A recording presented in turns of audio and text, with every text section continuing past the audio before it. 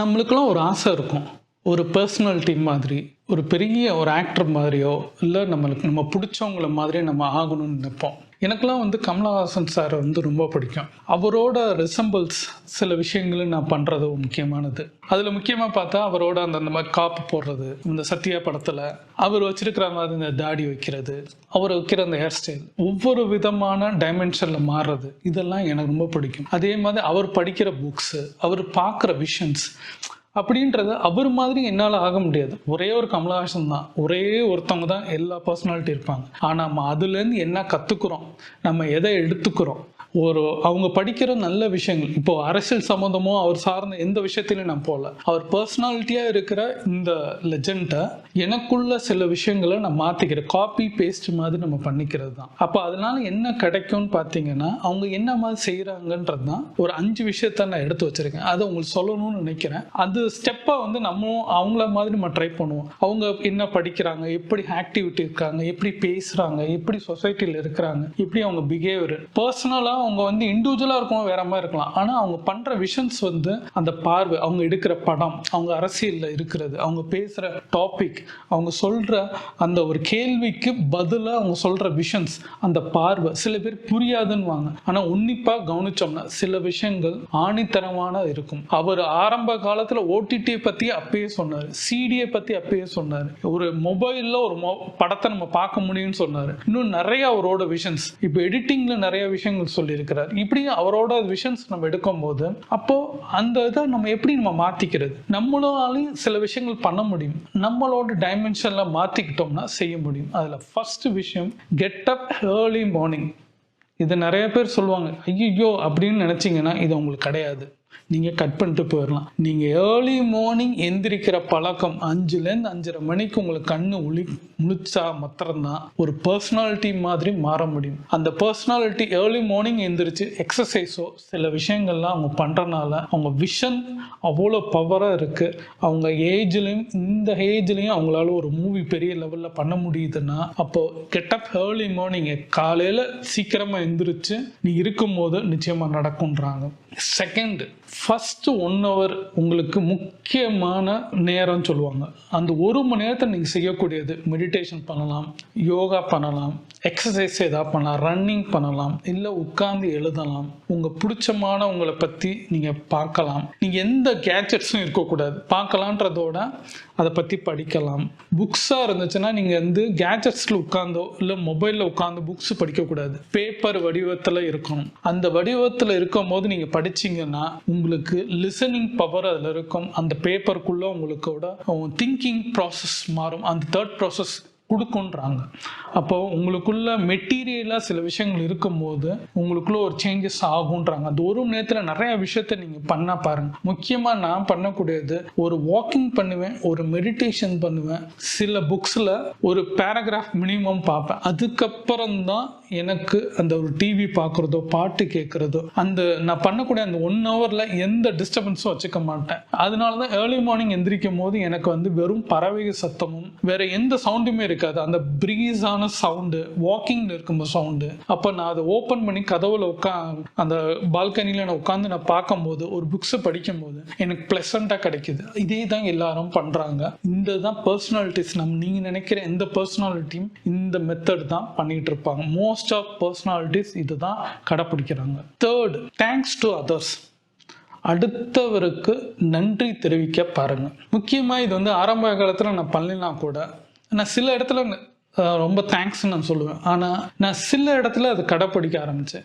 எங்கெங்கெல்லாம்னு பார்த்தா, உதாரணம் ஹோட்டல் போகிறேன்னு வச்சுக்கோங்களேன், அந்த வெயிட்டர் நம்மளுக்கு எந்த இது சர்வ் பண்ணுறோம், ஃபாஸ்ட்டாக போவாங்க, கேட்குறது உடனே கொடுப்பாங்க, ஒரு சட்னி கொடுங்க, சாம்பார் கொடுங்க, நம்ம செகண்ட் டைமில் கேட்குறது தண்ணி கொடுங்க, இப்படி கேள்வி கேட்டுக்கிட்டே அவங்ககிட்ட நம்ம சொல்லிக்கிட்டே இருப்போம், ஆர்டர் கொடுத்துக்கிட்டே இருப்போம், அவங்க கொடுத்துக்கிட்டே இருப்பாங்க. கடைசியாக அவங்க பில்லு கொடுக்கும்போது அவங்களுக்கு ஒரு டிப்ஸ்ன்னு ஒன்று கொடுத்துட்டு ரொம்ப தேங்க்ஸ் அப்படின்னு அவங்க தோள்பட்டியை தொட்டு, சின்ன பையனாக இருந்தால் தோள்பட்டை தொட்டிட்டு, கொஞ்சம் பெரியவர் இருந்தாங்கன்னா அவங்க கை கிட்ட ஒரு ஷேக்கன் பண்ணிட்டு வர்றது ஹேபிட்ஸ் நான் வச்சிருக்கிறேன். அப்போ அவங்க கிட்ட இருக்க அந்த ஸ்மைல், அவங்களுக்குள்ள இருக்கிற ஒரு சந்தோஷம், அவங்க அதுக்கப்புறம் அவங்க நடக்கிற முதல்ல ஸ்லோவாக நடந்தது, நான் சொன்னதுக்கப்புறம் அவங்க ஃபாஸ்ட்டாக நடக்கிறது. செகண்டாக நான் பண்ணுறது, பெட்ரோல் பங்க்ல போனாங்கன்னா அவசரப்படாமல் இருந்து அவங்கள பார்த்து நிதானமாக நான் பெட்ரோல் போடுவேன்.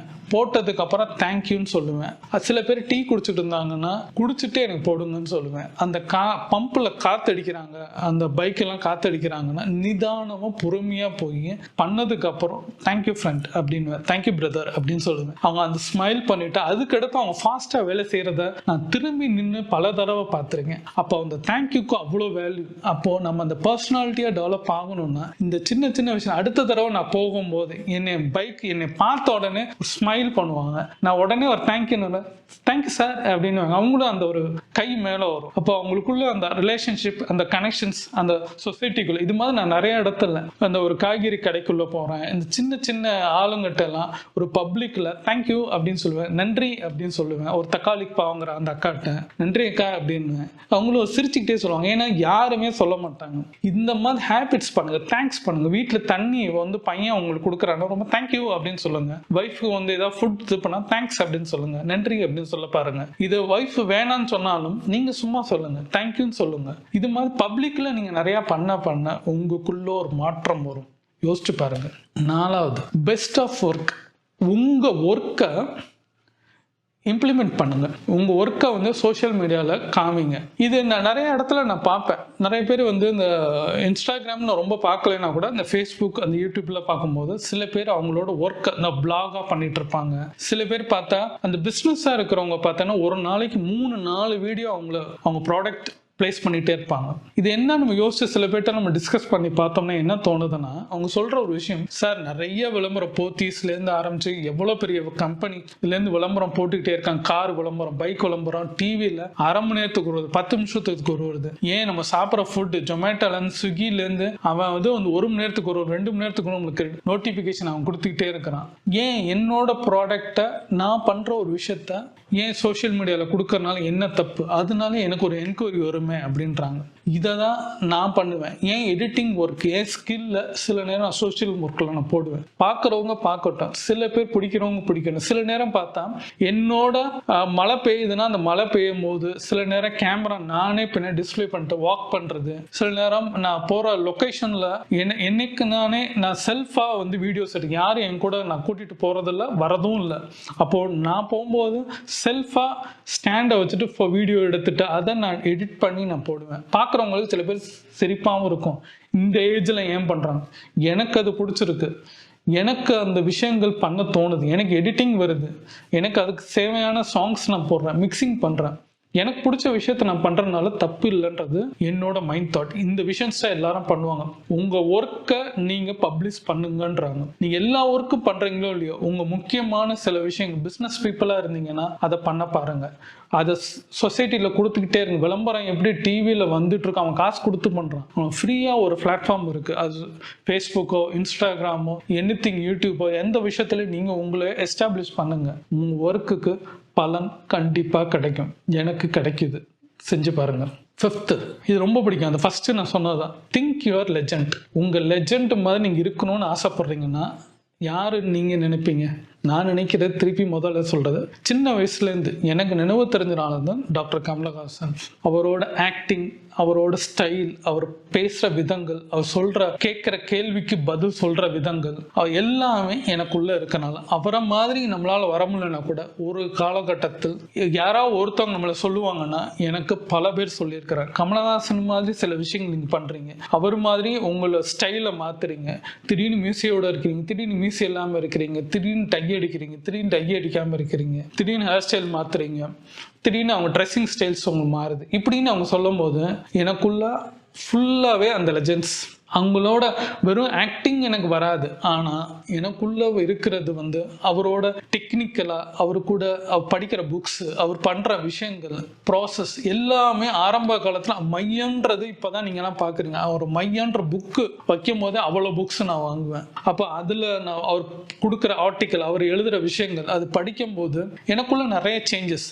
எனக்கு நிறைய தொலைநோக்கு பார்வைகள் அவர் பண்ணுற சில விஷயங்கள் தொலைநோக்கு அவர் கொடுத்த எடிட்டிங்லேருந்து சவுண்டுலேருந்து கேமராலேருந்து அவர் சொல்கிற அந்த டிவி எப்படி மாறும் விஸ்வரூபம் இருக்கும்போது ஓடிடியை பற்றி யாருக்கு அப்போ தெரியாது, ஆனால் ஓடிடி தான் இன்னைக்கு இருக்குது, எல்லாமே அதுக்குள்ளே தான் அடங்கும்னு இருக்காரு. படம் எடுப்பாங்க, நேராக தேட்டருக்கு வராது, நேராக ஓடிடியில் வரும். அது மாதிரி நிறைய விஷயங்கள் இப்போ நடந்துட்டு இருக்கு. அதை தான் அவரோட விஷன்ஸை எனக்கு பிடிக்கும். அது இம்ப்ளிமெண்ட்ஸ் அதுக்குள்ளே இருக்கிறது தான் இப்போ நான் பண்ணுறது யூடியூப். நம்மளுக்கு தெரிஞ்ச விஷயத்த நம்ம கொடுக்கணுன்றது அவரோட தேர்ட் ப்ராசஸாக இருக்கும். கற்றுக்கிட்டே இருப்பார். இந்த ஏஜ்லையும் ஏதாவது ஒரு விஷயத்தை ஏதாவது ஒரு இதை ஏஐ பற்றி இப்போ ஏதாவது ஒரு படத்தில் யூஸ் பண்ணுறதுக்காண்டி அவர் அமெரிக்காவில் கற்றுக்கிறாருன்றாங்க. அப்போ பாருங்கள், ஒரு சின்ன சின்ன விஷயங்களை போய் ஒரு 6 மாதம் இருந்து கற்றுக்கிறாரு. ஒரு ஸ்டென்ட்டை பற்றி கற்றுக்கிறாரு, மேக்கப்பை பற்றி. இந்த ரேம்போ படத்தில் ஃபர்ஸ்ட்டோ செகண்ட் பார்ட்டில் இதுலேயும் அவர் ஒர்க் பண்ணியிருக்கிறார். அந்த ரேம்போ படத்தில் மேக்கப் ஆர்டிஸ்ட்டாக ஒர்க் பண்ணனால தான் அந்த தசாவதாரம், அதுக்கப்புறம் அபிஷமி, இப்படி நிறையா படத்தில் அவரோட இம்ப்ளிமெண்ட்ஸ் வர ஆரம்பிச்சது. காரணம் என்னென்னா டெடிக்கேஷன், ஒர்க் பண்ணுறது. அப்போது இதெல்லாம் அவங்க பண்ணுறாங்க. அவங்க நம்ம அவுட்புட் வெறும் ஒரு படத்தை பார்க்குறோம், ஆனால் அதுக்கு முன்னாடி பேக்ரவுண்டில் தேர்ட் ப்ராசஸ் நிறைய விஷயங்கள் நடக்குது. கற்றுக்குறாங்க, படிச்சுக்கிட்டே இருக்கிறாங்க, ஒரு தேடுதல்ன்றது ஒரு விஷயம் இருந்துக்கிட்டே இருக்கிறனால நம்மளுக்கு அது நம்மளும் அதே மாதிரி தேடுதல். எனக்கு ஆரம்பத்துல சின்ன வயசுலேருந்து அவர் தேடுற மாதிரி இல்லைன்னா கூட எனக்குள்ள நிறைய தேடுதல், மனிதர்களை பற்றி, ஒரு மோட்டிவேஷனை பற்றி. ஏன் எல்லாரும் இப்படி கஷ்டப்படுறாங்க, ஏன் இது நம்மளால செய்ய முடியும், ஏன் செய்ய மாட்டேங்கிறாங்கன்றது தான் தேர்ட் ப்ராசஸ் தான் இந்த வீடியோஸ், இந்த யூடியூப் சேனல். நம்ம மோட்டிவேஷன் நம்ம கற்றுக்கிட்டோம். ஏன் வெறும் நெகட்டிவே பார்க்குறாங்க, தோத்துட்டேன்னு பார்க்குறாங்க. ஜெயிக்கலாமே, நம்ம தோல்வின்றத நம்ம கூட வந்தாலும் ஜெயிக்கிறதுக்கு வழி இருக்குன்றத ஏன் எல்லாரும் புரிஞ்சுக்க மாட்டேங்கிறாங்கன்னு தான் எனக்குள்ள ஒரு கஷ்டம். அப்போது நம்ம கற்றுக்க வேண்டியது நிறைய இருக்குது, ஆனால் பார்க்க வேண்டிய விஷயங்களும் நம்ம சொல்ல வேண்டிய விஷயங்கள் நிறைய இருக்கிறனால நான் சொல்லிக்கிட்டே இருக்கிறேன். இதை பார்க்குறவங்க பார்க்காதது அவங்கவுங்களோட விருப்பம். சொல்ல வேண்டியது என்னோட வேலை, நான் சொல்ல தான் செய்வேன். எனக்கு தெரிஞ்சதை உங்களுக்கு கொடுக்குறேன். அது எடுத்துக்கிறோம் எடுத்துக்காது உங்கள் கையில் இருக்குது. என் வேலை டெலிவரி.